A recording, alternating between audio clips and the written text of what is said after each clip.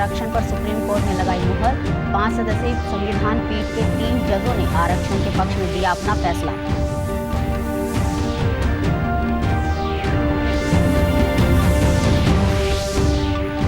राष्ट्रपति द्रौपदी मुर्मू ने वर्ष 2021 के लिए फ्लोरेंस नाइटिंगेल पुरस्कार के प्रदान। प्रदेश से फरीदाबाद नागरिक अस्पताल में कार्यरत स्टाफ नर्स सविता रानी को किया गया पुरस्कृत।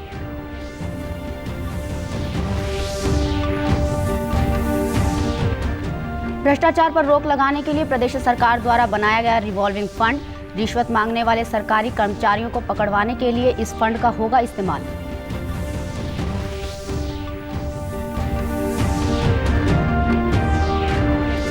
और पानीपत में आयोजित अखिल भारतीय गोष्ठी एवं महिला सम्मेलन में केंद्रीय शिक्षा राज्य मंत्री अन्नपूर्णा देवी ने की शिरकत। कहा, संस्कृत को जन भाषा बनाने में राष्ट्रीय शिक्षा नीति आधार का काम करेगी।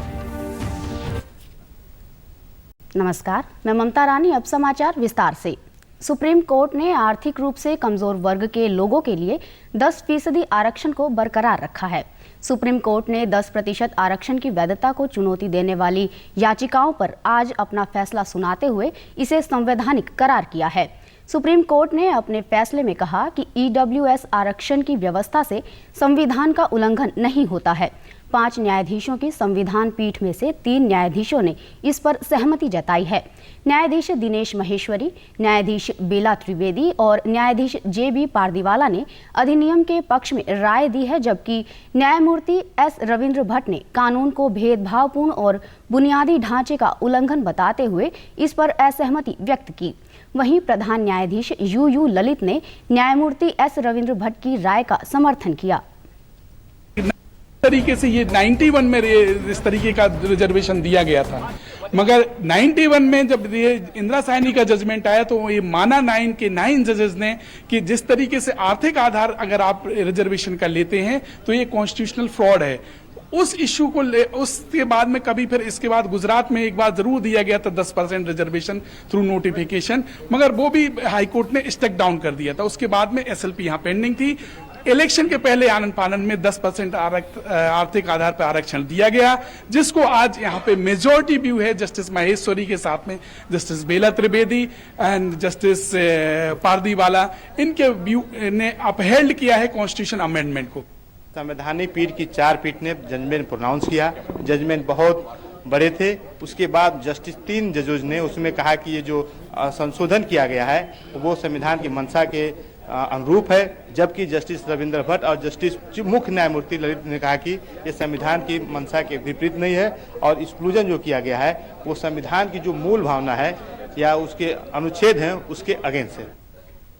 वहीं मुख्यमंत्री मनोहर लाल ने कहा कि ईडब्ल्यूएस आरक्षण पर सर्वोच्च न्यायालय का अच्छा फैसला आया है। आर्थिक रूप से कमजोर वर्ग के लोगों को इसका लाभ मिलेगा। उन्होंने कहा कि केंद्र व राज्य सरकार के कानून पर सर्वोच्च न्यायालय ने मुहर लगा दी है। राष्ट्रपति द्रौपदी मुर्मू ने आज साल 2021 के लिए फ्लोरेंस नाइटिंगेल पुरस्कार प्रदान किए। राष्ट्रपति भवन के दरबार हॉल में हुए एक समारोह के दौरान यह पुरस्कार प्रदान किए गए। साल 2021 के लिए यह पुरस्कार देश भर के 51 स्वास्थ्य कर्मियों को प्रदान किए गए। गौरतलब है कि फ्लोरेंस नाइटिंगेल पुरस्कार स्वास्थ्य मंत्रालय की ओर से साल 1973 में समाज में नर्सों के सराहनीय सेवाओं के लिए मानवता के प्रतीक के रूप में स्थापित किए गए थे। इसे स्वास्थ्य क्षेत्र में काम करने वाले कर्मियों, नर्स और एएनएम को प्रदान किया जाता है। इस पुरस्कार के तहत एक पदक, प्रमाण पत्र, साइटेशन और 50,000 रुपये प्रदान किए जाते हैं। भारतीय नर्सिंग परिषद पूरे देश से आवेदन आमंत्रित करती है और प्रत्येक श्रेणी में पुरस्कारों का चयन करती है। राष्ट्रपति द्वारा प्रदेश की नागरिक अस्पताल फरीदाबाद में कार्यरत स्टाफ नर्स सविता रानी को फ्लोरेंस नाइटिंगेल पुरस्कार 2021 प्रदान किया गया। मुख्यमंत्री मनोहर लाल ने स्टाफ नर्स सविता रानी को फरीदाबाद, हरियाणा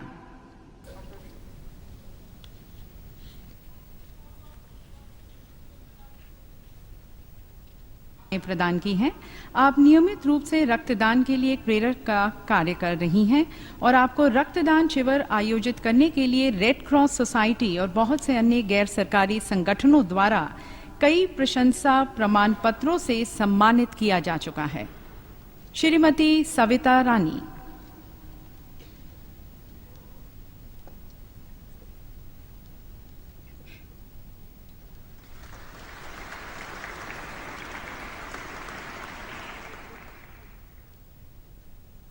भ्रष्टाचार पर रोक लगाने के लिए प्रदेश सरकार ने एक अनोखी पहल शुरू की है। सरकारी कर्मचारियों के भ्रष्टाचार पर लगाम लगाने के लिए प्रदेश सरकार द्वारा रिवॉल्विंग फंड बनाया गया है।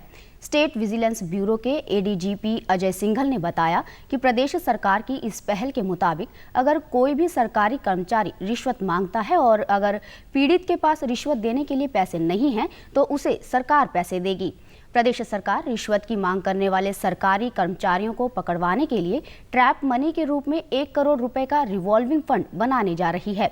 सरकार ने स्टेट विजिलेंस ब्यूरो के इस प्रस्ताव को मंजूरी दे दी है। इस योजना को जल्द ही राज्य में लागू किया जाएगा।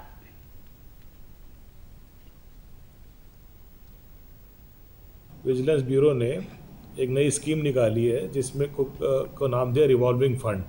इसमें जो भी कंप्लेनेंट है उसको हम पहले हम ट्रैप में तो उसको हम वो पैसा अपना लगाएगा, लेकिन उसके बाद हम रिवॉल्विंग फंड से उसका पैसा रिम्बर्स कर देंगे और उसके बाद जब भी कोर्ट का फैसला होगा वो पैसा निकल के सरकारी खाते में आ जाएगा, रिवॉल्विंग फंड में आ जाएगा।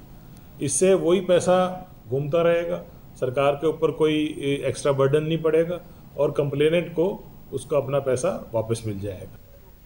एडीजीपी ने कहा कि 2022 में अब तक हरियाणा स्टेट विजिलेंस ब्यूरो ने 143 भ्रष्टाचार के मामले दर्ज किए। इन मामलों की जांच के बाद राज्य के 150 भ्रष्ट अधिकारियों की गिरफ्तारी की गई। उन्होंने कहा कि भ्रष्टाचारी अधिकारियों को पकड़वाने के लिए ब्यूरो की ओर से फोन नंबर भी जारी किए गए हैं। इस साल में हमने 150 केसेस दर्ज किए हैं ट्रैप के, कभी 10 महीने में और अगले 2 महीने बकाए हैं। तो काफ़ी इससे जनता में काफ़ी अच्छा पॉजिटिव मैसेज गया है और काफ़ी लोग हमें संपर्क कर रहे हैं। डेली हमारे पास कोई ना कोई नई सूचना मिल रही है और हम उसके ऊपर तुरंत एक्शन लेते हैं।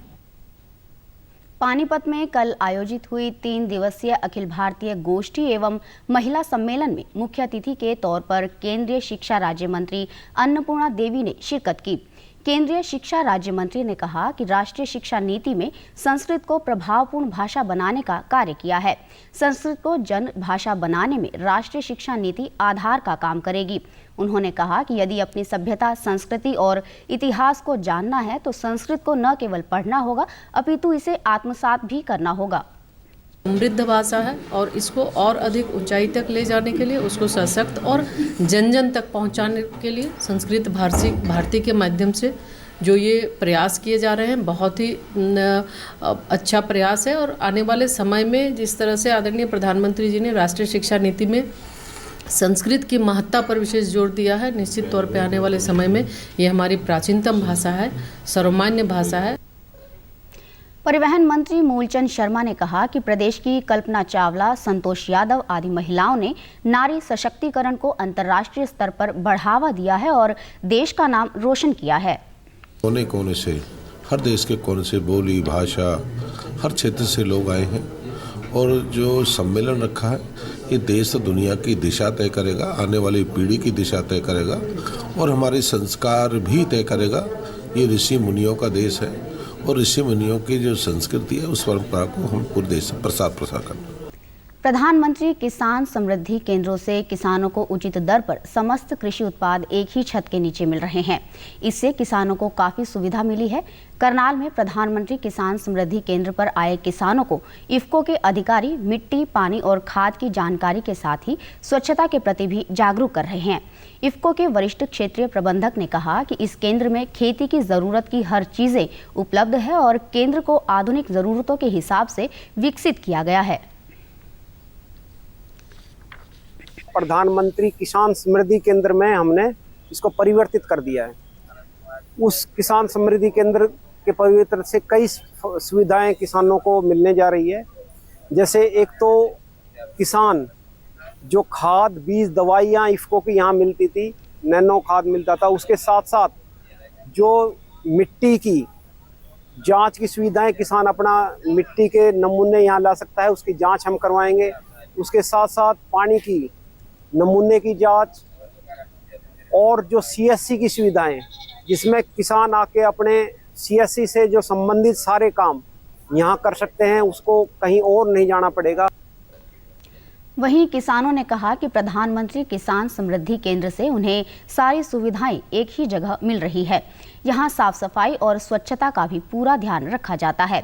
उन्होंने कहा कि सभी किसानों को प्रधानमंत्री नरेंद्र मोदी के स्वच्छता अभियान के साथ मिलकर चलना चाहिए ताकि कृषि में व्याप्त प्रदूषण को कम किया जा सके। किसानों ने कहा कि पराली का उचित प्रबंधन और यूरिया का वैज्ञानिक इस्तेमाल करके हम पर्यावरण को साफ और स्वच्छ रख सकते हैं। समृद्धि केंद्र में मतलब ये हुआ कि मिट्टी की जांच भी इन्होंने शुरू की है और यहाँ पे जो किसान की योजनाएं हैं उनका भी किसान को मतलब खाद बीज के लिए किसान आता ही था यहाँ पे।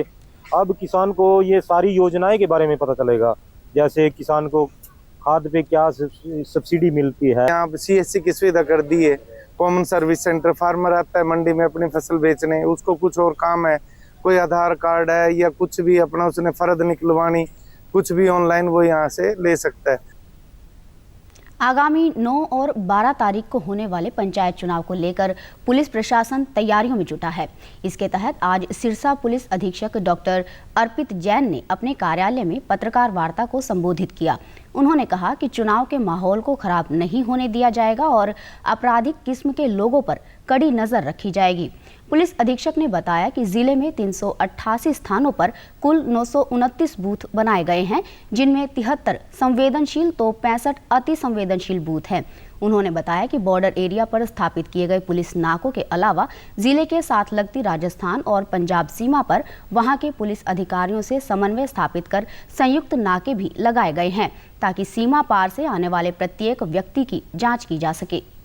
तो स्थान है और 929 बूथ हैं, जिसमें कि 73 लोकेशंस जो हैं वो सेंसिटिव हैं, 65 लोकेशन जो हैं वो हाइपर सेंसिटिव है।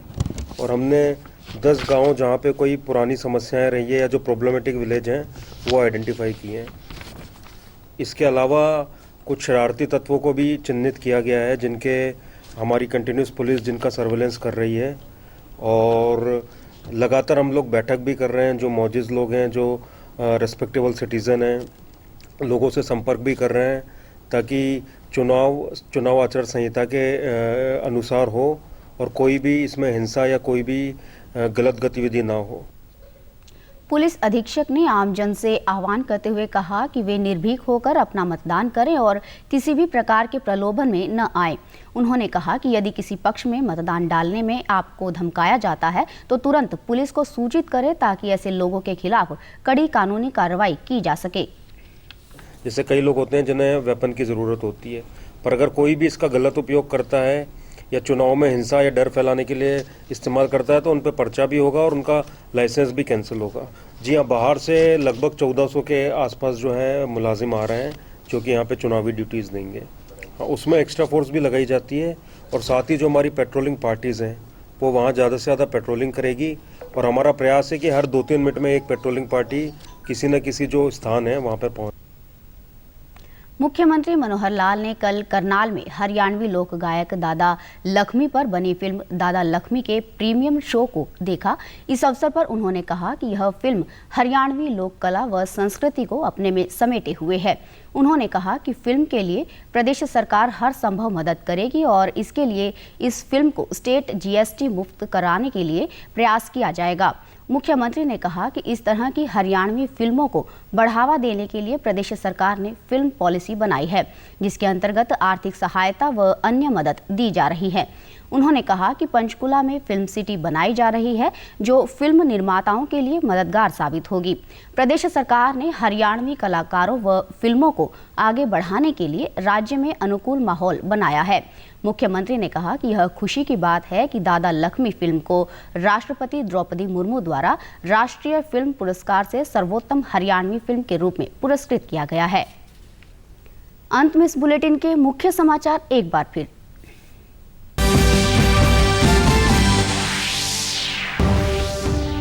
10% EWS आरक्षण पर सुप्रीम कोर्ट ने लगाई मुहर। 5 सदस्यीय संविधान पीठ के 3 जजों ने आरक्षण के पक्ष में दिया अपना फैसला।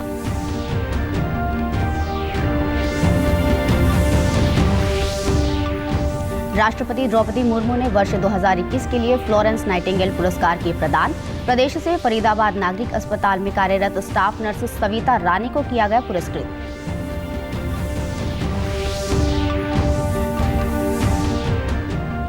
भ्रष्टाचार पर रोक लगाने के लिए प्रदेश सरकार द्वारा बनाया गया रिवॉल्विंग फंड, रिश्वत मांगने वाले सरकारी कर्मचारियों को पकड़वाने के लिए इस फंड का होगा इस्तेमाल।